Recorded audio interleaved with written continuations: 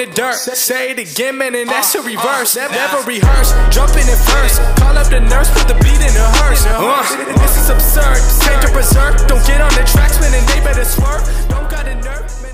I don't get this question as often as I used to because I think a lot of people have caught on by now. And again, just like in the last video, I'm a little tired, so if I'm like slurring my words or whatever, I apologize. But we're gonna get this done. So, manual bidding. What are my thoughts on manual bids versus auto bids? I'm gonna try to like rewind in time a little bit here. I'm gonna say it was like around the end of 2017. It's been a while since manual bids were king. There was a period of time, we go through these like, it's almost like playing a video game where people find exploits in the system and then they kind of like tell their friends and then their friends tell their friends. And eventually a lot of people know that there's like this way to gain this very serious advantage in the game you're playing. And the same thing happens with Ads Manager. Occasionally, some people find a little bit of an exploit.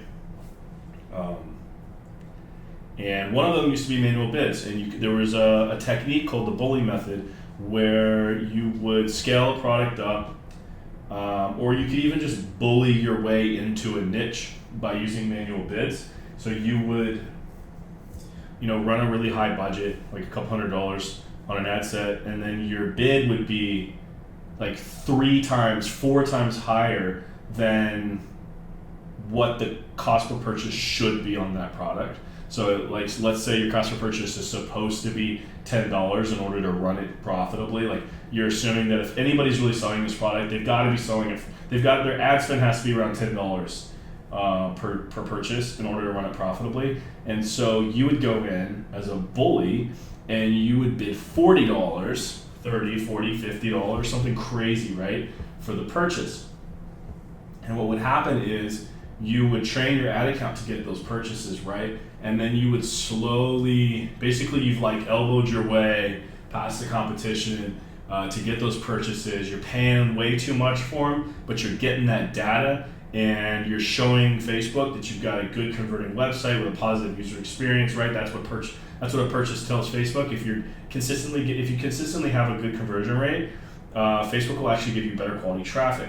So what you're doing is you're kind of manipulating the algorithm in a way where you're willing to sacrifice a bit of ad spend at the beginning of the process to kind of bully your way in, and then you gradually bring that manual bid down into the profitable range. Some people still try to do this, but as far as I know, and like I really don't know, I don't know everybody in the industry, guys, but I do know, a good number of 8-figure sellers and even 9-figure sellers. And as far as I know, none of them are really seriously messing with manual bids right now.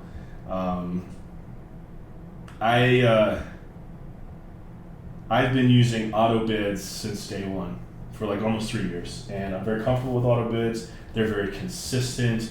I like consistency in my data. It makes it much more easy to run a consistently profitable store with consistent revenue numbers. It's manual is much more of a drastic experience. So auto's better. It's more controllable, and so that's what we use the majority of the time. We will experiment. Obviously, whenever something's not working for a period of time, we'll always go back and test it again. But nobody's really using manual bids right now that I know of. Nobody's serious. But again, maybe I'm not saying that it's not possible to use manual bids successfully. There's probably some people out there that are doing it, but I don't really know anybody that's doing it, and I personally am not using them. I think it's kind of a waste of money right now. So that's my thoughts on manual bids. There was definitely a period in time where they were king, but that time has passed, and I'm sure it'll come back around again. Everything happens in cycles. And there'll probably be another time when manual bids are king, and you're going to want to be the first person on it. So usually what I recommend people doing is you dial in a very specific way of running your ads. This is what I teach in my course. We run every ad exact same way. Like everything's structured exactly the same. The only thing that changes is like the product, the targeting, the creative.